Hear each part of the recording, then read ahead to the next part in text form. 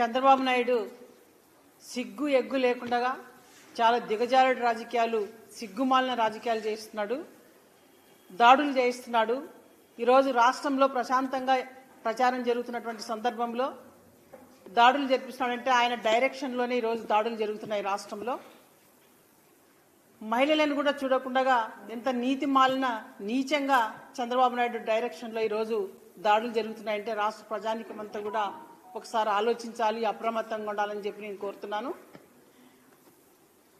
మొన్న తానేటి వనిత పైన హత్యా ప్రయత్నం జరిగింది.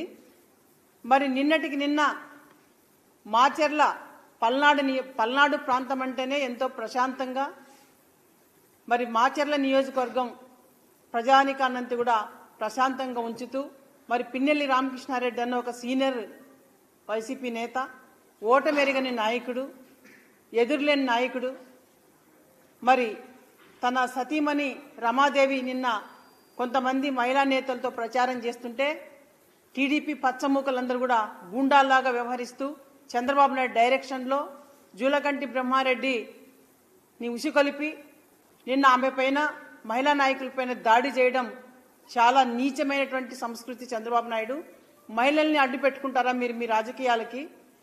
ప్రజాక్షేత్రంలో గెలవలేక, ప్రజాస్వామ్య పద్ధతుల్లో ఎన్నికలు చేయలేక ఎంత దుర్మార్గానికి ఒడిగట్టి మీరు ఈరోజు మహిళలను కూడా చూడకుండా ఈరోజు దాడి చేస్తున్నారంటే చాలా సిగ్గుమాలిన తనము.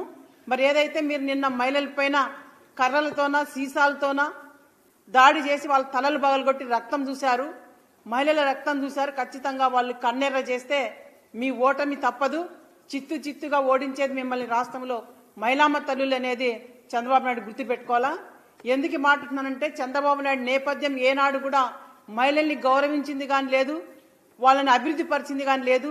మోసం చేసిన నైజమే చంద్రబాబు నాయుడు. కాబట్టి మహిళలంటే చంద్రబాబు నాయుడు లెక్కలేదు. కాబట్టే మహిళా నేతలపైన, మహిళా అభ్యర్థులపైన ప్రచారం చేస్తున్నటువంటి, ప్రశాంతంగా ప్రచారం చేస్తున్నటువంటి మహిళలపైన దాడులు చేయించడం చాలా నీతిమాలిన చర్య. చంద్రబాబు నాయుడు మీకు వయసు అయింది కానీ మీకు బుద్ధి లేదు కొంచెం కూడా. మీకు నిజంగా అంటే పిచ్చి పట్టింది. ఏది పడితే అది మాట్లాడడం, ఎట్లా పడితే అట్లా అరవడం రాష్ట్రంలో చూస్తున్నారు ప్రజలు. నీ మేనిఫెస్టో కూడా బోగస్ మేనిఫెస్టో. అది నిన్న ఆంధ్ర రాష్ట్ర ప్రజలందరికీ కూడా విజ్ఞప్తి చేస్తున్నాను, ఆ బోగస్ మేనిఫెస్టోని నమ్మొద్దండి. గోబెల్స్ ప్రచారం అది. చంద్రబాబు నాయుడు అన్ని కూడా ముందు నుంచి గోబెల్స్ ప్రచారమే. ఏదో ఒక దుష్ప్రచారాలు చేసి పచ్చ మీడియాను అడ్డం పెట్టుకొని రాజకీయాలకు రావాలని చూస్తున్నాడు తప్పితే ప్రజాక్షేత్రంలో వాళ్ళకి ప్రజల దగ్గర ఎలాంటి గౌరవం కానీ, ప్రజల దగ్గర ఎలాంటి భరోసా లేదు చంద్రబాబు నాయుడికి. కాబట్టి ఈరోజు భయపడి ఓటమి భయం పట్టుకొని ఓడిపోతున్నానని తెలిసే ఈరోజు ప్రజాక్షేత్రంలో విలువ లేకనే ఈరోజు చంద్రబాబు నాయుడు ఇలాంటి దాడులు చేపిస్తున్న వాళ్ళ పార్టీ నాయకులతోనా, కూటమితోనా. ఇది మంచి పద్ధతి కాదు చంద్రబాబు నాయుడు. మీకు ఏదైనా ప్రజాస్వామ్య పద్ధతుల్లోనే ఎన్నుకోవాలి తప్పితే ఇలా భయపెట్టి నయాన భయాన రాజకీయాలు చేసి గెలవాలంటే ప్రజలు సిద్ధంగా లేరు. ఎందుకంటే జగనన్న ప్రభుత్వంలో దేశానికే ఈరోజు జగనన్న ఆదర్శంగా నిలబడ్డారు. అనేక సంస్కరణలు తీసుకొచ్చారు. పేద ప్రజానికంతని కూడా ఈరోజు అభివృద్ధి పథంలో నడిపిస్తున్నాడు.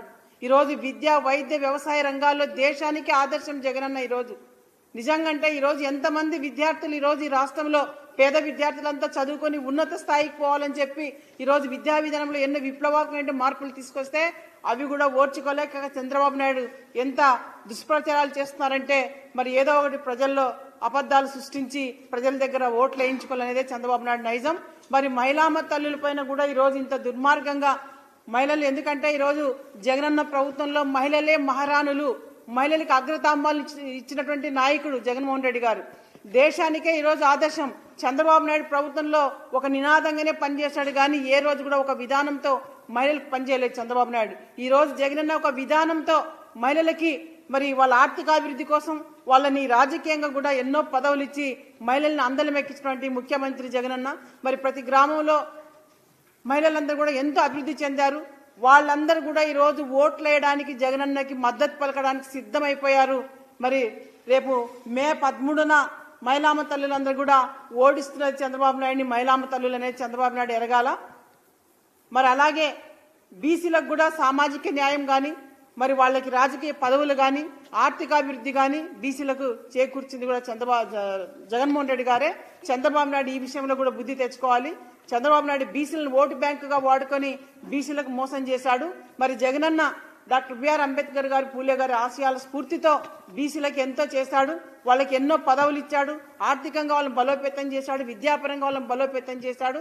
కాబట్టి రేపు ఎన్నికల్లో బుద్ధి చెప్తున్నది జగనన్న ఏదైతే మహిళా పక్షపాతి, మరి బీసీ పక్షపాతి, రైతు పక్షపాతి, విద్యార్థులందరూ కూడా, విద్యార్థుల తల్లిదండ్రులు కూడా వాళ్ళ పిల్లల భవిష్యత్తు బాగుందని చెప్పి వాళ్ళందరూ కూడా ఈరోజు ఎన్ని దుష్ప్రచారం చేసినా నమ్మే పరిస్థితిలో ప్రజానీకం లేదు.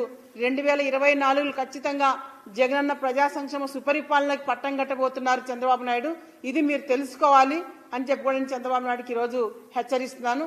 ఏది ఏమైనా మీరు ప్రశాంతంగా ఉన్నటువంటి ప్రాంతాల్లో ఈరోజు ఫ్రాక్షనిజాన్ని తలపింపు చేయాలంటే అది సాధ్యం కాదు అనేది కూడా చంద్రబాబు నాయుడు తెలుసుకోవాలని చెప్పి కూడా నేను ఈ సందర్భంగా చంద్రబాబు నాయుడుకి హెచ్చరిస్తున్నాను.